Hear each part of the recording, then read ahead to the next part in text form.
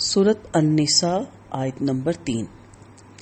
وَإِنْ خِفْتُمْ أَلَّا تُقْسِطُوا، اور اگر تمہیں یہ خطرہ ہو کہ تم نا انصاف کر سکو گے، فی الیتامیٰ یتیموں کے بارے میں، یہاں یتامہ سے مراد یتیم بچیاں ہیں، فَانْکِحُوا مَا طَابَ لَکُمْ، تو پھر نکاح کر لو ان عورتوں سے جو تمہیں پسند ہو، من نسائی عورتوں میں سے، مثنا 2، وثلاثا 3، ورباع اور 4۔ فَإِن، پھر اگر، خفتم تمہیں خوف ہو، اللہ کے نہ، تعدلوا تم عدل کر سکو گے، انصاف کر سکو گے، فواحدۃ تو ایک ہی کافی ہے، او یا ما ملکت ایمانکم، یا مالک ہوئے جو تمہارے دائیں ہاتھ یعنی کنیزیں، ذالک یہ، ادنا زیادہ قریب کی بات ہے، اللہ کے نا تعولو کہ تم ایک طرف جھک پڑو، یا تم نا انصافی کر بیٹھو، یا بے انصافی سے بچنے کے لیے۔ اس کے بہت سے ترجمے آپ کو اس کے روٹس میں مل جاتی ہیں۔ جی اس کی تفسیر دیکھتے ہیں۔ سب سے پہلے یتیم لڑکیوں سے ناانصافی کی بات ہو رہی ہے۔ زیادہ حق تلفی یتیم لڑکیوں کی ہوتی تھی اس معاشرے میں، اب بھی ایسے معاملات ہو سکتے ہیں۔ اب یہ تو ظاہر ہے کہ یتیم لڑکی کا والی کوئی قریبی رشتہ دار ہو سکتا ہے، اور وراثت میں بھی ولی اور یتیم لڑکی کا اشتراک ممکن ہے۔ اب لڑکی کے جوان ہونے پر 3 صورتیں پیش آ سکتی ہیں۔ ایک یہ کہ لڑکی خوبصورت نہ ہو اور ولی کے دل میں اس کی الفت بھی نہ ہو، اور وہ محض اس طمع سے اس سے نکاح کر لے کہ اس کا وراثت کا مال ہاتھ سے نہ نکل جائے۔ اس طرح کا نکاح کرنا بھی اس لڑکی پر ظلم ہے، یعنی اس پہ دلچسپی کوئی نہیں ہے، اور صرف اس کی جائیداد کی خاطر اس کو نکاح میں قید کر دیا جائے۔ دوسرا یہ کہ لڑکی خوبصورت بھی ہو اور صاحب جائیداد بھی ہو، اس صورت میں ولی اس سے نکاح کر لیتا ہے، مگر جتنا حق مہر اسے دوسرے سے مل سکتا تھا اس سے بہت کم دیتا ہے۔ باہر نکاح کرنے کے لیے مہر جو لڑکی کی یا اس کے ولی کی ڈیمانڈ ہے اس کے مطابق دینا ہوتا ہے، تو یہاں وہ بیچاری کیا ڈیمانڈ کرے گی۔ اور دوسرا، کوئی شخص ولی کی موجودگی میں اس سے نکاح کر بھی نہیں سکتا تھا، جبکہ ولی خود اس کا خواہش مند ہو۔ یہ بھی یتیم لڑکیوں کے حقوق پر ڈاکے کی ایک صورت تھی۔ اور تیسری صورت یہ ہے کہ لڑکی نہ خوبصورت ہو نہ صاحب مال ہو، اس صورت میں ولی کو اس سے نکاح کرنے میں کوئی دلچسپی نہیں ہوتی۔ یہاں یہی ناانصافیاں تھیں، یعنی نہ خود نکاح میں کرنا، نہ کسی جگہ نکاح کرتے دینا، جس کا ذکر اللہ تعالیٰ نے یہاں بیان فرمایا۔ اس آیت کے شان نزول کے بارے میں چند احادیثیں سن لیتی ہیں۔ بخاری کی حدیث کتاب التفسیر میں سید عائشہ رضی اللہ عنہا فرماتی ہیں کہ ایک شخص ایک یتیم لڑکی کی پرورش کرتا تھا، اس نے صرف اس غرض سے اس کے ساتھ نکاح کر لیا کہ وہ ایک کھجور کے درخت کی مالکہ تھی، ورنہ اس کے دل میں اس لڑکی کی کوئی الفت نہ تھی۔ اس کے حق میں یہ آیت اتری۔ اس حدیث کے ایک راوی ابن جری کہتے ہیں کہ میں سمجھتا ہوں کہ وہ لڑکی اس درخت اور دوسرے مال اسباب میں اس مرد کی حصے دار تھی، جیسے چچا کی بیٹی ہوتی ہے یا تایا کی بیٹی ہوتی ہے، واللہ اعلم۔ بخاری کی حدیث ہے، حضرت عائشہ رضی اللہ عنہا کے بھانجے عروہ بن زبیر رضی اللہ عنہ نے ان سے اس آیت کا مطلب پوچھا تو انہوں نے فرمایا، بھانجے، اس آیت کا مطلب یہ ہے کہ ایک یتیم لڑکی اپنے ولی کی پرورش میں ہو اور ترکے کی روح سے اس کی جائیداد میں حصے دار ہوں، اور ولی کو اس کا مال اور جمال تو پسند آئے مگر وہ اسے اتنا مہر دینے پہ آمادہ نہ ہو جتنا اس سے دوسرے لوگ دیتے ہیں، تو وہ اس سے نکاح نہ کرے۔ ہاں اگر اتنا ہی دے دے تو پھر نکاح کر سکتا ہے، ورنہ وہ ان کے علاوہ دوسری عورتوں سے جو انہیں پسند ہو نکاح کر لے، اور 4 تک ایسی بیویوں کی اجازت دی گئی۔ اور اسی آیت میں فرمایا گیا، فَانْکِحُوا مَا طَابَ لَکُمْ، بس تم نکاح کرو ان سے جو تمہیں پسند ہو من النساء عورتوں میں سے۔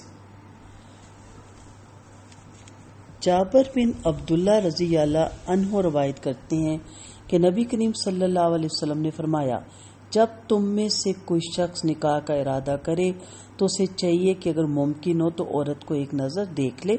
ابو داؤد کی روایت ہے۔ ابو ہریرہ روایت کرتے ہیں کہ میری موجودگی میں ایک آدمی آپ صلی اللہ علیہ وسلم کی خدمت میں حاضر ہوا اور آپ کو بتایا کہ اس نے انصار کی ایک عورت سے نکاح کیا۔ آپ صلی اللہ علیہ وسلم نے فرمایا، جاؤ اسے دیکھو، انصار کی عورتوں میں کچھ نقص ہوتا ہے۔ صحیح مسلم کی روایت ہے۔ مغیرہ بن شعبہ رضی اللہ عنہ کہتے ہیں کہ میں نے ایک عورت کو نکاح کا پیغام دیا اور اس کا تذکرہ آپ صلی اللہ علیہ وسلم سے کیا۔ آپ صلی اللہ علیہ وسلم نے فرمایا، کیا تو نے اس عورت کو دیکھ لیا؟ میں نے عرض کیا، نہیں۔ فرمایا، اس عورت کو دیکھ لو، یہ باہمی تعلقات کی استواری کے لیے مناسب ہے۔ ان احادیث سے یہ بات ثابت ہوتی ہے کہ نکاح سے قبل ایک نظر عورت کو دیکھ لینا بہتر ہے، جس کی وجہ یہ ہے کہ انسان کو بعض صورتیں طبعی طور پر اچھی نہیں لگتی اور بعض صورتیں چاہے دوسروں کو اچھی نہ لگے خود کو اچھی لگتی ہیں، اس لیے خود دیکھ لینا بہتر ہوتا ہے۔ اب دیکھتے ہیں کہ صحابہ کرام، محدثین اور فقہاء ان حدیث کی تشریح کیا بیان کرتے ہیں، کیونکہ تشریح کا حق انہی اصحاب کو جچتا ہے جو اسلامی علوم کو بہتر طریقے سے جانتے ہیں۔ صحابی رسول صلی اللہ علیہ وسلم محمد بن مسلمہ رضی اللہ عنہ کہتے ہیں کہ میری نکاح کی بات ایک عورت سے ٹھہری، میں نے چھپ کر اسے دیکھنے کی کوشش کی، آخرکار ایک دن میں نے اسے اپنے باغ میں دیکھ لیا۔ میری اس حرکت پر بعض لوگوں نے کہا کہ تم صحابی ہو کر ایسا کرتے ہو۔ میں نے عرض کیا، میں نے خود رسول اللہ صلی اللہ علیہ وسلم کو فرماتے ہوئے سنا کہ دیکھنے میں مذائقہ نہیں۔ جابر رضی اللہ عنہ کہتے ہیں، میں نے ایک عورت کو نکاح کا پیغام دیا اور اسے چھپ کر دیکھنے کی کوشش کی اور میں کامیاب ہو گیا۔ میں نے اس عورت میں کچھ ایسی باتیں دیکھی کہ اس سے شادی کر لی۔ عمر رضی اللہ عنہ سے روایت ہے کہ انہوں نے علی رضی اللہ عنہ کو ام کلثوم رضی اللہ عنہا علی کی بیٹی کا پیغام دیا، جو علی رضی اللہ عنہ نے قبول کر لیا۔ اس روایت کے آخر میں یہ بھی ہے کہ عمر رضی اللہ عنہ نے ان کو پہلے دیکھا ہوا تھا یا دیکھ چکے تھے۔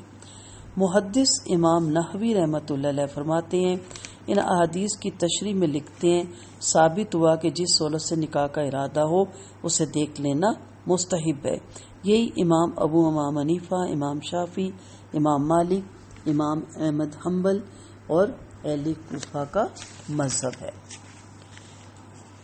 دیکھنے کی نوعیت۔ امام نحوی لکھتے ہیں کہ مذکورہ حدیث ظاہر کرتی ہے کہ عورت کو یہ علم ہونا ضروری نہیں کہ اسے دیکھا جا رہا ہے، عورت کو دیکھنے کے لیے اس سے اجازت لینا بھی ضروری نہیں، کیونکہ عورت کو اس طرح اجازت دینے میں حیا مانع ہوتی ہے، اور اگر اجازت کے حصول کے بعد دیکھا جائے اور نکاح سے انکار کر دیا جائے تو عورت کو ذہنی کوفت اور قلبی اذیت ہوگی۔ اگر بغیر اجازت دے کر نکاح نہ بھی کیا جائے تو یہ فعل اس کے لیے موجب اذیت نہیں ہوتا۔ مستحب یہی ہے کہ پیغام نکاح سے قبل یا بعد میں دیکھ لیا جائے تاکہ پسند ناپسند کا فیصلہ جلدی ہو جائے۔ اگر خود دیکھنا ممکن نہ ہو تو کسی ایسی عورت کو اسے دیکھنے کے لیے بھیجا جائے جس پر اعتماد ہوتا ہے کہ اس سے صحیح خبر ملے گی، اور یہی سب نکاح کی بات چیت کرنے سے پہلے ہونا چاہیے۔ مولانا ثناء اللہ پانی پتی لکھتے ہیں، نکاح سے پہلے مسنون طریقہ یہ ہے کہ نکاح سے قبل عورت کو دیکھ لیں۔ جس کو پیغام دیا ہے اس کا چہرہ اور ہاتھ دیکھنا بلا اتفاق جائز ہے۔ امام نحوی لکھتے ہیں، مرد کے لیے جائز ہے کہ عورت کا چہرہ اور ہتھیلی دیکھ لے، یہ دونوں سطر میں شامل نہیں ہے۔ چہرے سے خوبصورتی معلوم ہو جائے گی اور ہتھیلی سے بدن کی تر و تازگی کا اندازہ۔ مولانا انور شاہ کشمیری رحمۃ اللہ علیہ فرماتے ہیں، فقہ نے کہا ہے کہ جس سے نکاح کرنا چاہتا ہے اس کو دیکھنا جائز ہے تاکہ معاملہ جو ہے وہ پسندیدگی پر آئے، دیکھتے وقت نیت میں خلوص ہو، پھر معاملہ اللہ کے سپرد کر دیا جائے۔ آپ کا ارشاد ہے کہ جس کو دیکھا جائے اس کو معلوم ہونا ضروری نہیں ہے۔ ان تمام تشریحات سے ثابت ہوا کہ عورت کو دیکھ سکتے ہیں آپ، اور جب اس کو دیکھیں تو اس کا علم ہونا اس کے لیے ضروری نہیں ہے، اور فرض میں نہیں مستحب میں آتا ہے، اور اگر عورت سے ملاقات کرے یا اپنے اظہار نکاح کرنے کے بعد انکار کر دیا جائے اور اگر عورت کو بھی یہ مرد پسند آ گیا ہو تو اس کا دل ٹوٹ جائے گا، یہاں تک کہ بعض اوقات عورت خودکشی بھی کر بیٹھتی ہے۔ اس لیے باقاعدہ پلاننگ کر کے ملاقات نہیں کی جائے گی۔ جن لڑکیوں کو بار بار نکاح کے انکار سے سابقہ پڑتا ہے وہ نفسیاتی مریضہ بن جاتی ہیں۔ احساس کمتری ان کو گھیر لیتی ہے، بعض تو اپنی شادی کے ہونے ہی سے مایوس ہو جاتی ہیں، اور اگر دوسری جگہ عورتوں کی شادی ہو بھی جائے تو خامد کی طرف سے کسی ناپسندیدہ رویے کی صورت میں یہ احساس پیدا ہوتا ہے کہ کاش وہ مجھے پسند کر لیتا تو میری شادی زیادہ اچھی ہوتی۔ اگر انکار کر دینے والے مرد کوئی قریبی عزیز یا قریبی علاقے کا ہو تو اس کے ازواجی اچھے تعلقات سن کر حسرت دل میں پیدا ہوتی ہے، جس کا اثر عورت کی ازواجی زندگی کو مزید خراب کرتا ہے۔ دیکھنے کے لیے صرف چہرے اور ہاتھ کا جواز ملتا ہے، قابل سطر حصوں کو دیکھنا جائز نہیں ہے۔